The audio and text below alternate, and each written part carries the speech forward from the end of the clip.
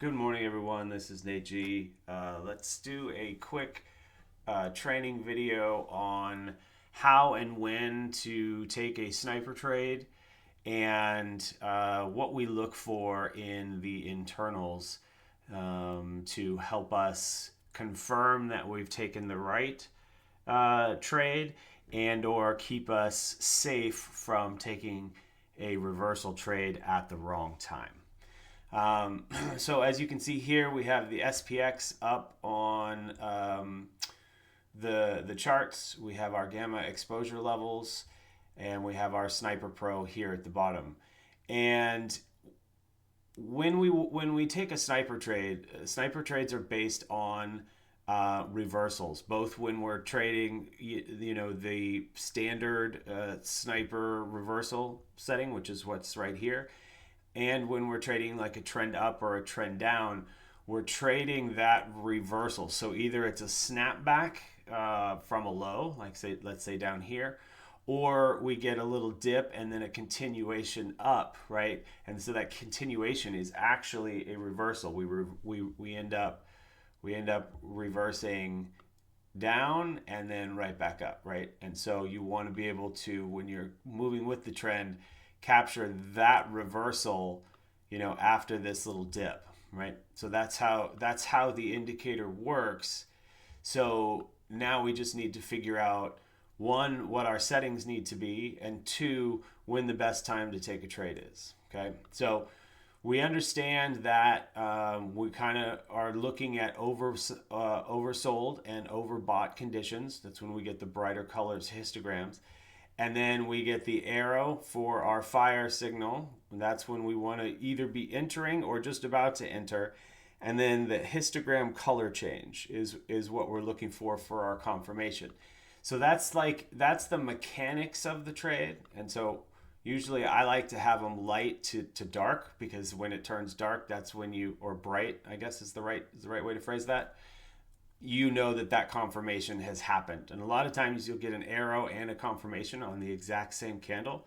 I love it when that happens, but not always. Sometimes you get it a little early, like on this red one, and then you get a confirmation on the next, like two candles later or one candle later. When we are taking these, we want a number of things to kind of be in our favor.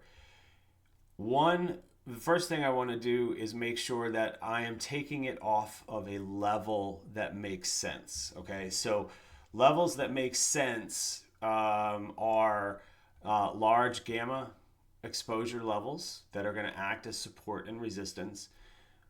Chart levels that, let's say we have a double bottom forming, right?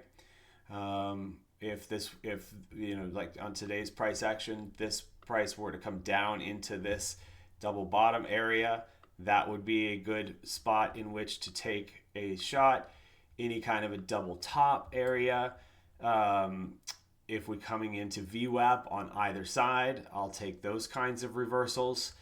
So we want to make sure that we are in an area that makes sense for the name that we're playing to bounce. So support and resistance, chart levels, trend lines, those kinds of things. And I'll do another video on that as well, so we can talk a little bit more about what chart patterns work, what support and resistance areas are, how to play this off of trend lines. That's a little bit more of an advance, but that's why we have the GEX levels in here, right? And so as we come into these levels, as I was coming on the mic earlier, we actually played this bounce right here, okay? And if I get in a little bit closer to that, we made 20% on that, right? Live on the mic. And this at the time was falling, okay? Falling. And ticks were here kind of in the negative area, right?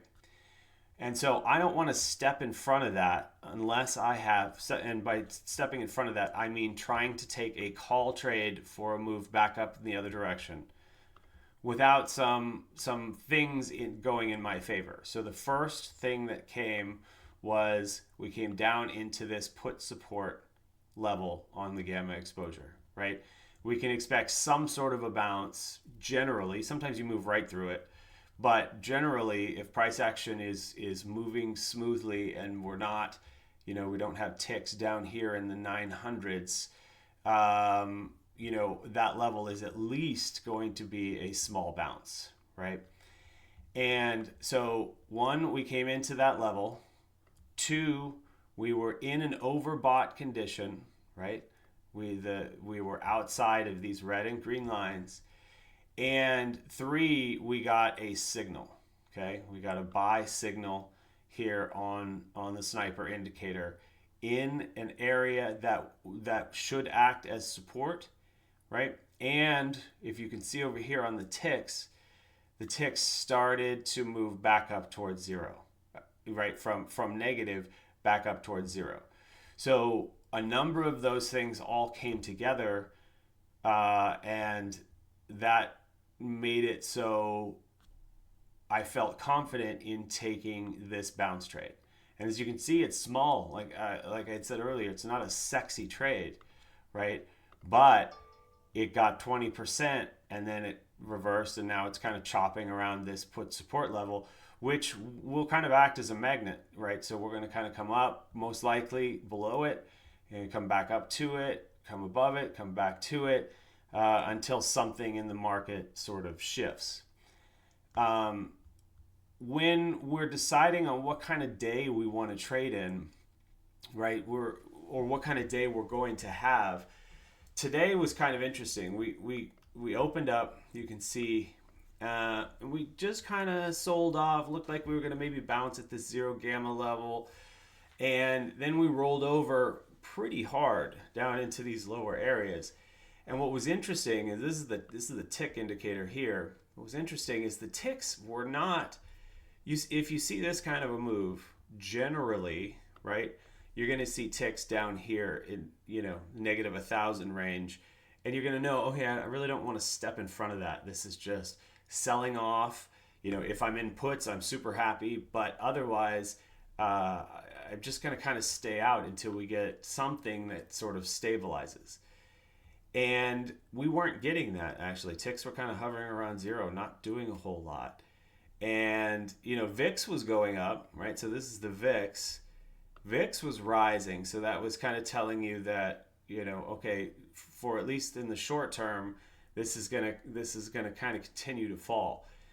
But we're looking for, if we're taking a reversal trade to the upside, we want to see ticks that are kind of above zero. Would love it if they were already up at 600, but generally, if your ticks have already come up to 600 and you're trying to take a call reversal trade, like let's say here, then you've probably already missed it, right? This is a little bit more of a confirmation. But what you don't want to do is take a call trade, bounce, and have ticks down here at 900, right? Or below 600. That's when you're going to step in front of a falling knife, essentially, right? Or a train. And this symbol is called TICK on TradingView, and I can share this whole setup with you after we're done, right? It's just a link, and you can share that. So intraday on trades, that's what I want to see. Same thing on a reversal. Like when we were coming into this area here, it wasn't perfect because we didn't quite get to VWAP. But we got a reversal there. What I don't want to see at that spot is I don't want to see ticks still way up here pushing, and the VIX dropping. That means, if the VIX is dropping and the ticks are high, that means we have pressure to the upside, right? So even though we're coming into a level, and even though we might get a signal, that's not what was happening. I'm theorizing a reason to not get into these trades using the VIX and the VIX and the ticks so that you can save yourself from stepping in front of a train. Does that make sense? Right. And so sometimes, this is a 1 minute chart. If things are volatile, you can switch to a 2 minute chart and you're going to get a little bit cleaner signals typically. But a lot of times, if there's a lot of movement happening, if you wait for a full signal on a 2 minute or a 3 minute, you might miss the portion of the move you're hoping for, right? That 10 to 20% off of that bottom area. So another thing that we look at on a larger scale is what kind of day are we looking at? So if we're in a trend up day, so this is a set of indicators. This is the SPX on a 1 minute and a 2 minute, and then I have a graph of the ticks here, right? That just kind of show positive and negative ticks. I have a cumulative tick rating over here, advanced decline, and the Vold ratio. And so today we're just kind of chopping around. The Vold is actually positive at the moment, but it's not above the 2.5 sort of level that I've put on this Vold ratio, and not below the negative 2.5. When you get a reading that's above or below that, and I'm going to try and scroll back to one of these days where we're either way up or way down, and you're probably going to see that more on like a 1 minute chart. Let's see here. You'll see they get pretty red, right, when we're in a downtrending type of day, and green when you're on an uptrending type of day. So what we want to make sure when we kind of start the day, within the first 10, within about the first 30 minutes, you can get a handle on what kind of day you're going to have. And we use the Vold to make sure that we're not in a trend up day or a trend down day, or to make sure that we are, and then we can change our sniper settings. So if our Vold ratio, starts the day and climbs up above 2.5 and looks like it's going to stay there, then, whoa, that was weird. Then we're going to go change our sniper settings to a trend up day, right? So if we do that, let's do this, change that to a trend up day. Now that's only going to give us signals to the upside, and it's going to take out all of the noise of trying to reverse the trade to the downside. And if you can notice that and change this setting soon enough, you can save yourself a lot of time and P&L loss by not trying to step in front of a train and going with the trend, right? So, okay, we're only going to take these as they dip and start in the other direction. Now, today's kind of a range-bound day since we had that drop. So you're not going to get the sort of continuation signals that you would like. This is more of a sniper reversal, or in my opinion, if you want all of the signals, the scalper is the way to go. But what you have to do is you have to be able to filter out the noise yourself, right? And the key to that is really looking at the ticks and the VIX and making sure you're taking shots off of key levels and not just randomly in the middle of nowhere. So that's how we use the internals to try and help inform our trades.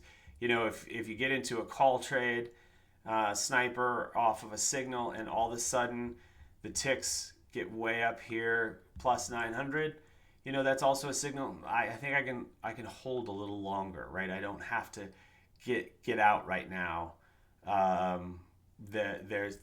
VIX starts dropping, ticks come up here to 900. I have a bell alert set on 900, so it starts keep dinging me whenever it hits 900.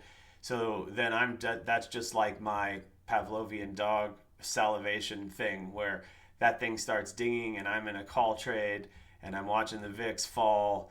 That just means we're printing money, right? So I hope that helps figure out kind of how to use the ticks and the VIX and levels in which to take trades. Let me know if you have any questions.